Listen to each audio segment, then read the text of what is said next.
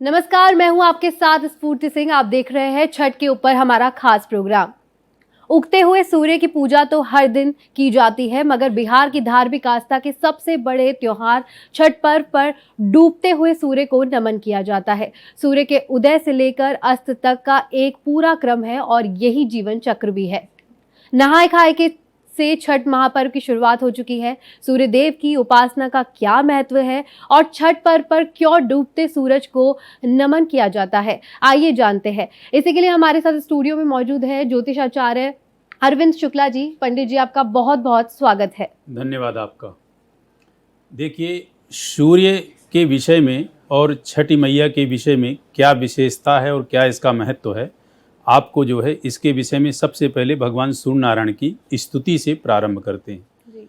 हरे ओम मा कृष्ण राजसा वर्तमानो निवेशायन्नमृतम मर्त्यंच हिरण्येन शविता रथेना देवो जाति भुवनानि पश्यन्ना एहि सूर्य सहस्रांशो तेजो राशि जगत्पते अनुकंपय मां भक्त्या गृह्णार्घ्यं दिवाकर आदितस्य नमस्कारं ये कुर्वन्तु दिने दिने जन्मांतर सहस्रेण दारिद्र्यं नोपजायते।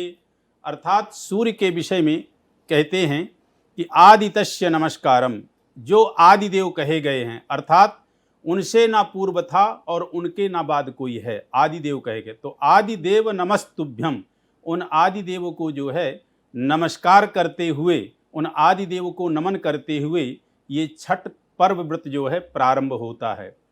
ये जो चतुर्थी से लेकर के षष्ठी तिथि तक का व्रत होता है, प्रथम दिन नहाए और खाए से, द्वितीय दिन जो व्रत होता है, द्वितीय दिन हम जो है पूरे दिन व्रत रहते हैं और व्रत रह करके शाम को जो है खीर जो बनाते हैं गाय के दूध से, और जो आपके असाटी के चावल होते हैं उससे खीर बनाते हैं और उस खीर को गुड़ से जो है खाते हैं। पहला दिन हमारा जो होता है वो शुद्ध पवित्र, हम जो है स्नान वस्त्र आदि अपने स्वच्छ करके और अपना खान पीन स्वच्छ होता है, अर्थात ना उस दिन हम किसी प्रकार का तामसी प्रवृत्ति का खान पीन करते हैं, नहीं लहसुन प्याज आदि ऐसा कुछ भी नहीं खाते हैं। संध्याकालीन टाइम जो हम खाते हैं वो यही चावल की खीर और गाय के दूध से बनी हुई और गुड़ के साथ जो है खाते हैं।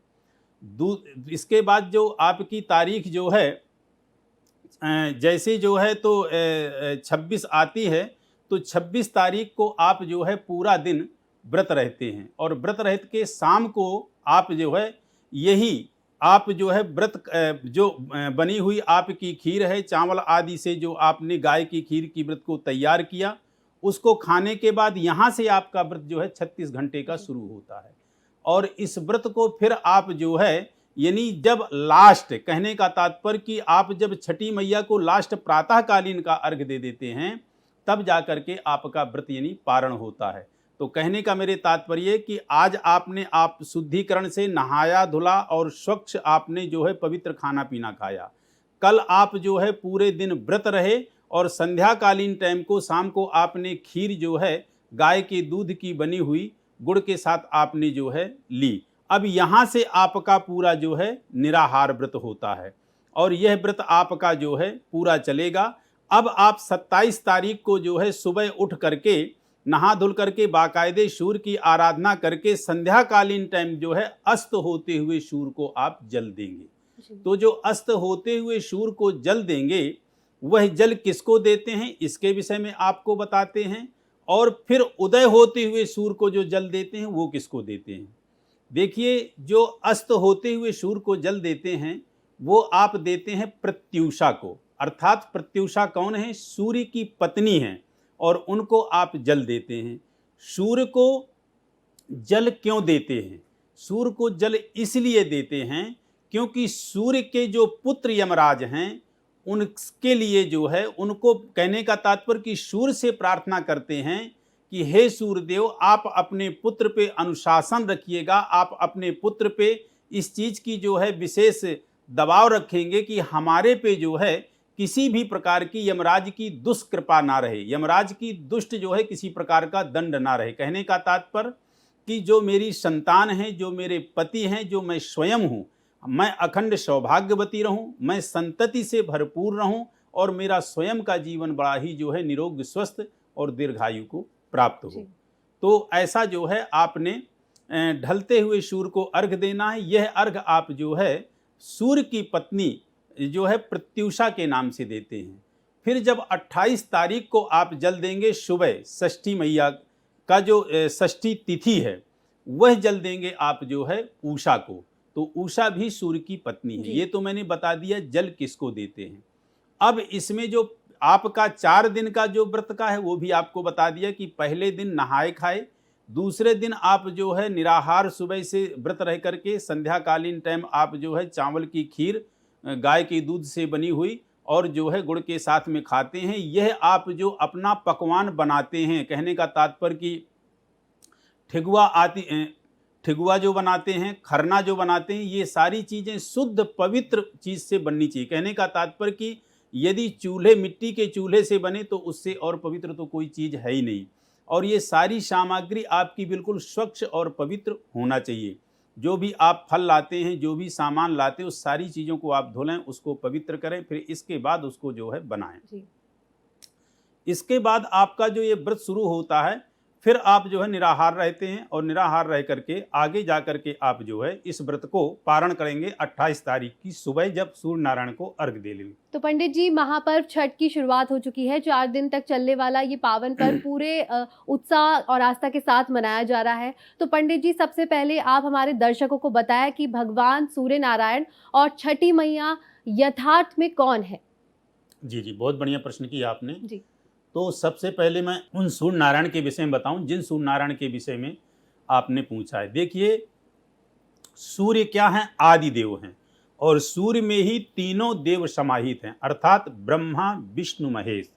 और कहते हैं उदय ब्रह्मणे रूपम, जब सूर्य का उदय होता है उस वक्त सूर्य नारायण जो है ब्रह्मा के रूप में होते हैं। ब्रह्मा कौन? आपके जो सृष्टि के पालन करता हैं। उदय ब्रह्म रूपेण मध्ये तु महेश्वरा, और जब मध्याह्न काल में आप अर्घ देते हैं सूर्य नारायण को, मध्याह्न काल में यानी दिन के मध्य काल में जब सूर्य नारायण होते हैं उस वक्त वो जो है शिव के स्वरूप में होते हैं।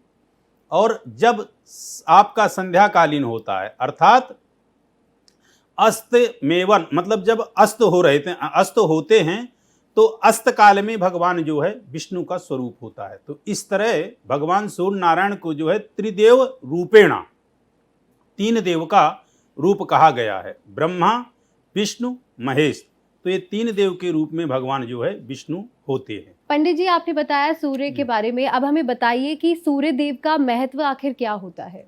जैसे मैंने आपको बताया कि सूर्य देव को त्रिदेव के रूप में जो है जाना जाता है।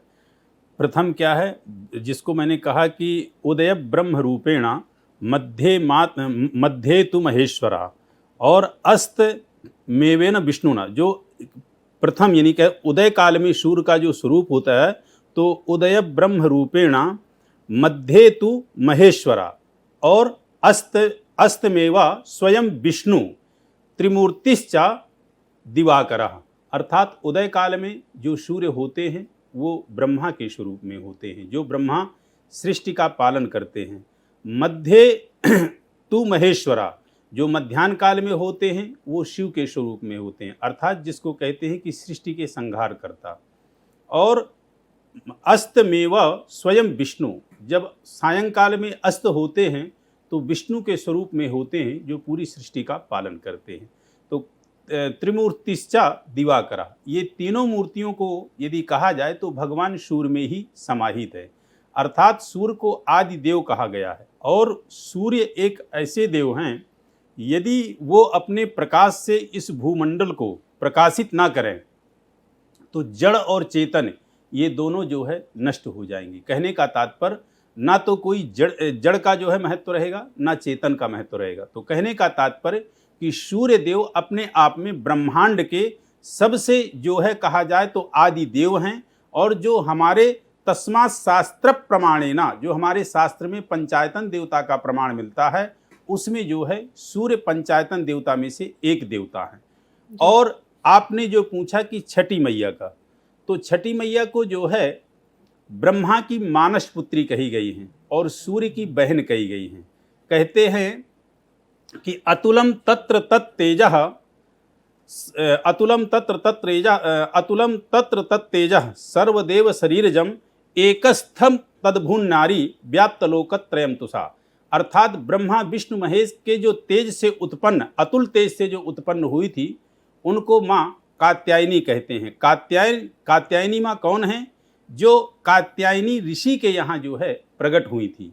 उन्हीं कात्यायनी माँ को जो है षष्ठी तिथि के नाम से जाना जाता है और उन्हीं को छठ मैया कहते हैं। तो कहने का तात्पर्य कि ये ब्रह्मा की मानस पुत्री हैं और भगवान सूर्य नारायण की बहन के रूप में इनको पूजा जाता है। इसीलिए सूर्य की आराधना विशेष हो जाती है कि छठ मैया को प्रसन्न करने के लिए सूर्य की आराधना विशेष है जी। और सूर्य की आराधना में विशेष फिर ये हो जाता है कि सूर्य को अर्घ्य, सूर्य को जल।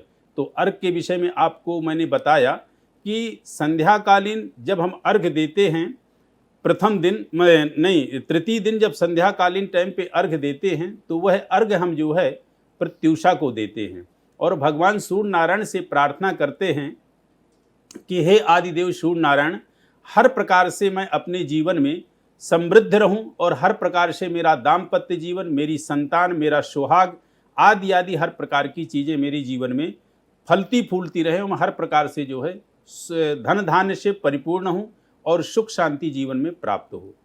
जब प्रातःकालीन आप जो है सूर्य का उदय होता है, तो जैसे कि इस साल के हिसाब से जो सूर्य का उदय है और सूर्य का जो अस्त है तो लगभग 10-5 मिनट का आगे पीछे हो सकता है।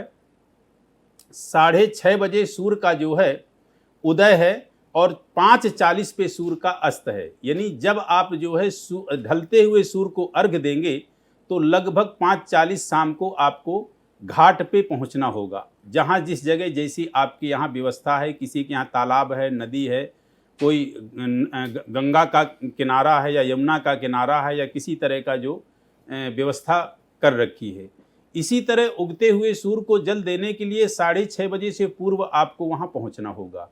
जो आपके उस सूपा में सारी चीजें इकट्ठी करते हैं, पूजन की सामग्री, भगवान सूर्य नारायण को अर्घ देने के लिए, तो वहां अर्घ किसी मतलब आपका बेटा, आपका पति या किसी ब्राह्मण के द्वारा अर्घ आप दिलवाएं। उस अर्घ में जो है जल, गंगा जल और गाय का दूध होता है, जिसमें 3 बार अर्घ देना है आपको। और उस अर्घ में बोलना क्या है? जब सूर्य नारायण को अर्घ देते हैं तो अर्घ देते समय उसका मंत्र क्या है, बोलना क्या है? ओम एहि सूर्य सहस्रांशो तेजो राशि जगत पते अनुकंपय माम भक्त्या ग्रहणार्घ्यम दिवाकरा। इस मंत्र को यदि बोलते हैं तो निश्चित रूप से आपको बहुत अत्यधिक अर्घ देने का फल प्राप्त होगा। भगवान सूर्य बहुत अत्यधिक आपसे प्रसन्न होंगे। तो अर्घ आपने इस मंत्र से देना है। और एक चीज ध्यान रखें कि जब अर्घ दे लें तब जब पूजन करके आप निकल रहे हों उस वक्त आप जो है खड़े होकर के उसी जगह पे सूर्य की 7 परिक्रमा करें। सूर्य की 7 परिक्रमाएं होती हैं, तो इस तरह से सूर्य की आप जो है 7 परिक्रमा करें। सायंकालीन अर्घ दें तो भी करें और प्रातःकालीन अर्घ दें तो भी करें। जब आप सूर्य को सायंकालीन अर्घ दे के आ जाते हैं उस वक्त आपको बहुत ही शुद्ध साफ सुथरे जो है जगह पे सोना चाहिए। कहने का तात्पर्य जिस बिस्तर को आप प्रतिदिन यूज करते हैं उस बिस्तर में बिल्कुल मत आप सोएं। जमीन में या किसी तरह चटाई बिछा करके या किसी भी प्रकार का दरी डाल करके नीचे लेटिए। और जिस दिन से आप व्रत को उठाते हैं, यानी चतुर्थी तिथि से जैसे आप खाए नहाए से व्रत को शुरू करते हैं, उसी प्रकार जो है आपने रहना है। जिस प्रकार से मैं बता रहा हूं कि पूरी तरह से स्वच्छ पवित्र आपके वस्त्र होना चाहिए, स्वच्छ पवित्र आपका वह बिस्तर होना चाहिए और आपके भाव भंगिमा विचार आपके बड़े जो है पवित्र होना चाहिए। जब इस तरह से आप व्रत रखेंगे, निराहारौ यताहारौ तन मनस्कौ समाहितौ, निराहार रह करके जब आप व्रत रहेंगे तो उस व्रत का अपना एक विशेष महत्व होगा। वह संपूर्ण फल की प्राप्ति होगी जिस उद्देश्य या जिस आपने जो है भाव के साथ माँ षष्ठी माई का जो है व्रत रखा है, वह सब आपको फल निश्चित रूप से प्राप्त होगा।